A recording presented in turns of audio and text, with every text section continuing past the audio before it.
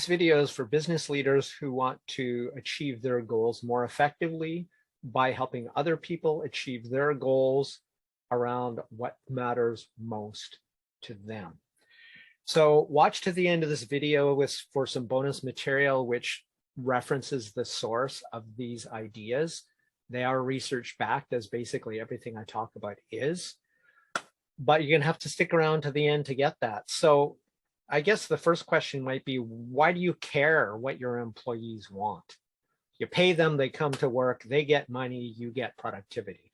Well, because all business is actually personal and people are humans 24 hours a day, the more you take that stick approach, the more disengagement you get, the more it's actually costing you.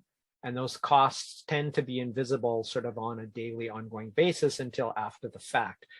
So, Bill Gates had talked about in his 11 rules to live by that he gave this speech to some high school students. He said in rule number 9, life is not divided into semesters. You don't get summers off, and very few employers are interested in helping you find yourself. Do that on your own time. Bill is completely wrong, and let's recognize that he has been socially challenged with respect to EQ, social intelligence for much of his life until he got training, and now he has that. I would have to credit his wife as making him a better person. So the problem with that idea is simply that by doing that, you're basically begging for disengaged employees, and given the Gallup research that shows that I think it's around 75%, don't quote me on that figure, but well over half of people are disengaged or actively disengaged at work. And the numbers associated with that are astronomical. And I don't know those numbers off the top of my head, so I won't quote them, but they cost you a ton of money. So essentially, the more you help people achieve what matters to them, the more they'll volunteer or strive to help you to step up when you need help, when you ask for that extra thing that matters most to you. Seems like a pretty simple thing. Simply put, what it is you can expect to be treated about as well as you treat your employees. And the only difference is, remember, you as the boss, they may not tell you what you think, but if you've ever been an employee, employees constantly talk, especially about the top leaders, in less than flattering ways if they feel like those leaders don't care about them beyond here's the paycheck, do what you're told. So even if that's the case, if all you care about is money, helping them get what they want most actually costs you less because of churn, knowledge loss, and training expenses, or having continuously disengaged employees, to the point where Amazon yearly offers a buyout, quit your job buyout rate, and it's quite high.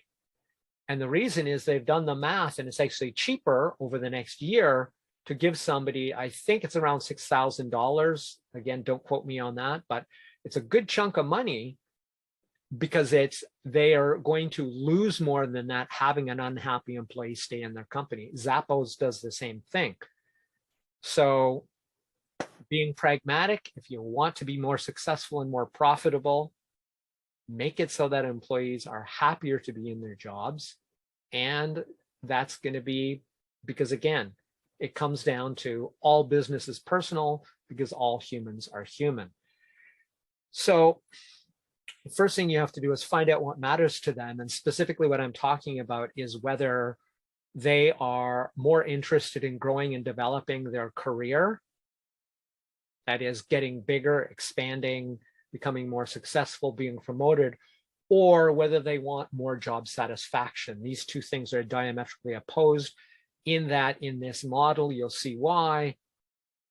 You can focus on one or the other, but they're opposite, because your mind actually can only focus well on one thing, despite what the multitasking mythsters would say.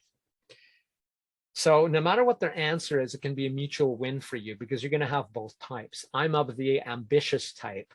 I know lots of people who would love and have taught and worked with a lot of people. It's just like, I just want to spend more time with my family. So when they're busy thinking about their family at work, they're not doing their work nearly as well as they could. So motivated monsters like me and probably you, because you're the business owner, want more OT or more responsibility, spend more time, more challenges, growth, education, and development opportunities. Whereas the creatures of comfort want to be more satisfied with their career, job, life, time with family, or on vacation, remote work options, whatever that looks like for them. So the two options are complementary. You can pass the OT and opportunities and even promotions onto the people who want the most, who are most motivated to make the most of them, and give those who want to be more satisfied with their jobs less, give them more autonomy or freedom, or at least don't expect them to work a lot of overtime, and thereby actually get more out of them when they're there. So the thing is, what's going to happen is, because they're complementary, you're very likely to get basically a rise in your profitability and a fall in your expense. Not so many people calling in sick because they just want to take a day off to spend with their family. So for those who want more, what you want to do for the motivated monsters, if they don't have goals, help them set them, and then structure their jobs to focus on the top half of their journey, that is where they are to where they want to be. By looking at what they have yet to accomplish, they will be more motivated, they will want to expand, they will want to take on more hours, more effort, more education. And for those who want the opposite, have them look at the back half of that journey, or the first half of that journey, which is from where they started until where they are now. They will be more satisfied and happier to be at work, and therefore more engaged, knowing that they will be able to go home to their family or whatever it is. For me, it would be, if I was in that part of the equation, it would be kite surfing, drumming, traveling, things like that. Whatever it is for them, giving them the chance to do that will make them more engaged while they're at work. So congratulations. You made it to the bonus part. Thank you for watching this far. I hope the information has been valuable. And I'm going to pull back the veil. This is essentially information based on the research, and there's a great deal of it referenced in the book Willpower by Roy Baumeister and John Tierney. I'll put a link there, and or I will also put it in the description 100%, but the link may have to wait. I recently reviewed the book, and you can check out that video, or actually several videos with respect to that. So essentially the research showed what I already told you. And the interesting thing is, people who are more satisfied, it's kind of a carrot and stick thing. People who are more satisfied, who are less hungry, are less motivated, but they're happier to be there. So they're not going to quit. Those who are more ambitious, they are hungry, they're going to be more driven, and by looking at where they want to go and where they are not yet, they're going to be more motivated and satisfied that you're giving them. It's like, finally, I'm being appreciated, and I feel like I really want to be here. Both sides will win more, will engage more, and you will see the benefit that comes from that. You can stay out of that 75% disengaged bracket that is so common. Okay, so in short, an identical goal or an identical journey can produce two outcomes, depending on whether you look at the what has yet to be or what has already been accomplished, and then fit it to the job structure, the job responsibilities, and the actions of your employees. So it's aligned with what they want, and that will align with what you want in terms of engagement, less churn, and all that other stuff that costs you so damn much money. So both types of employees will be happier. We already did that. And I have a recommended video, and that is, and I'll put the link there and or in the description, and in the description, Be a More Ambitious by Habit. If you enjoyed this video, share the love by sharing this video. That's it for Crush It Club 201, the 202nd episode in 201 days.